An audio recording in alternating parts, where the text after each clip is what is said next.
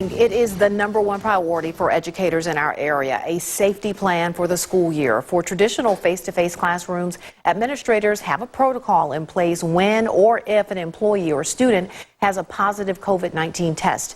WCBI's Bobby Martinez spent the day in Winston County. He joins us in the studio with their plan. So, Bobby, what does happen if there's a positive test there? Andrea, immediate action will be taken. Top administrators tell me it is important that they act fast because the last thing they want is a school-wide outbreak.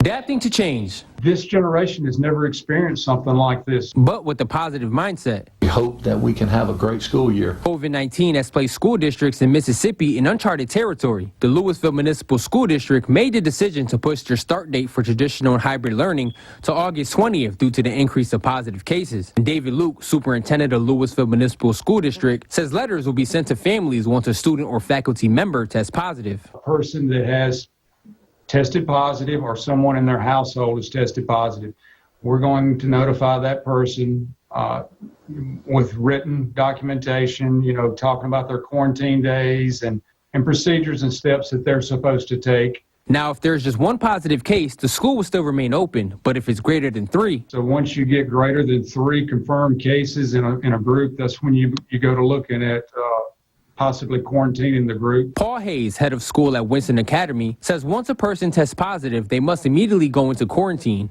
And from there, then what we have to do is find out if it is a staff member, what people came in close contact within 6 feet for over 15 minutes. We have to break that down. We narrow that down. Normally that drops the number way down to a minute amount in comparison to what would have been.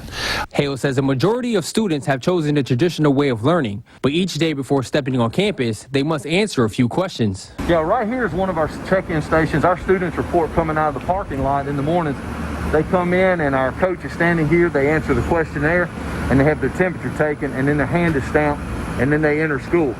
Once again, if anything on the questionnaire they answer yes to, then they go home. If their temperature is 100.4, then they would go home. But we've been very fortunate in our days of return. We've had nobody with fever and no answers of yes at this time. And both Hales and Luke say they are taking it day by day and are relying on students, faculty, and parents to work as one to get through these difficult times.